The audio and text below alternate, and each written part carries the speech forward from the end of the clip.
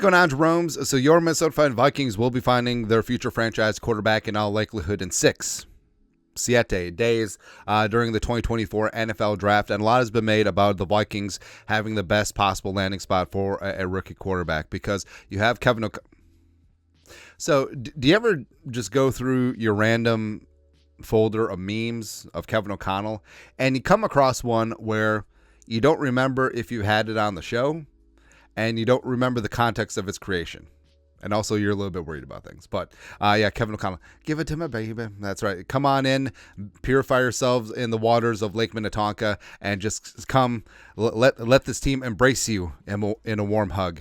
And it's beautiful, man. And of course, believe. And I do think that the Vikings have all the pieces in place for a rookie quarterback to thrive. And basically, if the quarterback doesn't work out, it's kind of on him. And we talked about like Sling and Sam Darnold not working out with the Jets. That was sort of on the Jets. But now everything is perfectly set up for whoever ends up here with the Vikings at quarterback for this thing to work on out. So it's beautiful. And Ted Nguyen over at The Athletic backs that up. So ranking the most to least ideal quarterback needy teams for NFL drafts, top passers to land, and the Vikings, they got some plaudits, man. So the Vikings up there at numero uno, pass blocking B. Now, as an Asian parent, B's are unacceptable. Like Ted knows what's up. But B is just like, oh, B, it means you'll be homeless if you don't get A. And basically, if the Vikings suture up the interior offensive line, they could be good to go. And also, I do feel like the interior offensive line fixes both the pass blocking as well as the run game.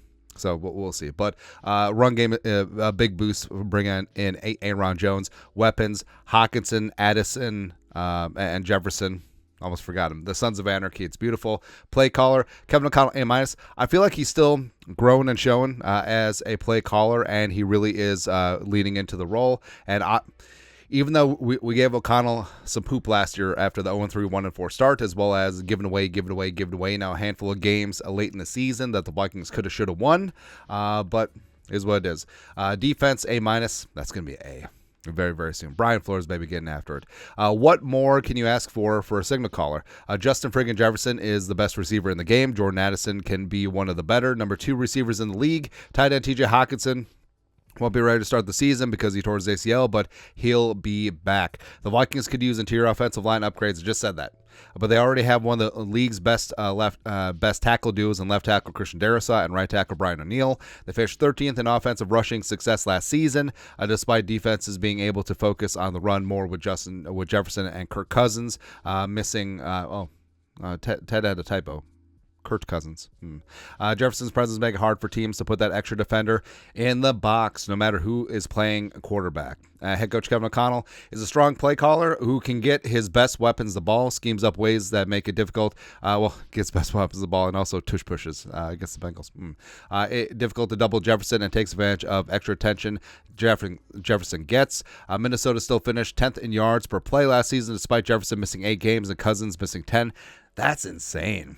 That's insane. That does really speak to Kevin O'Connell as a play caller, Kevin O'Connell adapting to the talent on hand, as well as, frankly, I think Nick Mullins did well towards the end of last season. Now, Nick Mullins will make some very stupid mistakes, but so did the Passionate, and so did Jaron Hall. It happens. Ultimately, the potential for a long-term partnership with O'Connell and Jefferson makes the Vikings the top destination for a young quarterback. The Vikings also play in a dome, which is conducive to passing. I'd love to see Drake May fall to number 4 to the Vikings, trade up to go get him. Despite some accuracy issues, May would be in a much better situation with talent relative to his competition than he was at North Carolina. He'll take chances and give his playmakers chances to make plays.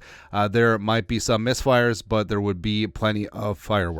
And basically for me, I think the Vikings, it's going to come down to Drake May or J.J. McCarthy. Now, stylistically, like J.J. McCarthy, you're going to win. And he's going to do what you ask of him. For me, like J.J. McCarthy would be like the San Antonio Spurs of the Duncan, Ginobili, Parker era, and when Pop was on one, where they would win, but they would be boring. But they would win, and they'd be tough to stop, but they'd be a little bit boring. May would be a little bit more like the Showtime Lakers.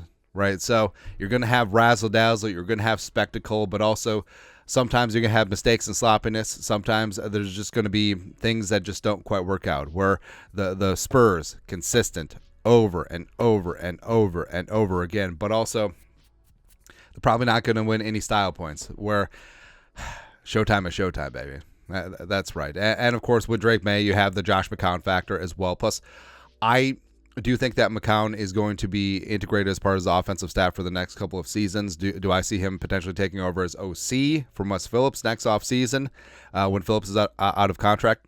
Maybe. Very highly possible. And the whole thing about it is that I think that if May gets by the commies at 2, I think the Vikings will move heaven and earth to go up and go get him. And with May having the opportunity to sit behind Sam Darnold for a year is the thing that Drake May certainly would need. McCarthy as well. But I mean, just looking at this offense, I know that a lot of people want to poo-poo on the Vikings. There's like, oh, the Vikings lost Hunter and then they got rid of Kurt, so they're going to be bad. Even though for years, the last 6 years, everyone and their mom saying that Kirk Cousins can't win.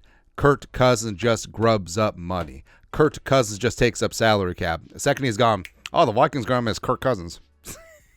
Idiots. Idiotas. But my God. The right talisman at quarterback in this offense. And also, I'm not even writing off Sam Darnold. Again, for all the reasons why this is a good spot for the rookie, it's a great spot for Sam Darnold too. This offense is going to feed families. This offense, knocking on all the wood, if everyone can stay healthy and they get some elevation of play in the interior offensive line, baby, we certainly do have a stew going. So I'm pretty fired up. Like, as excited as I am about Flores and this defense, this offense, baby, let's go. But your thoughts on our thoughts. The Athletic says that the Vikings have the best landing spot for a rookie quarterback. Let us know your thoughts in the comment section below. Subscribe for daily Vikings takes. Want to support the work? Put a little something in the Venmo. But till next time, Skol, production value.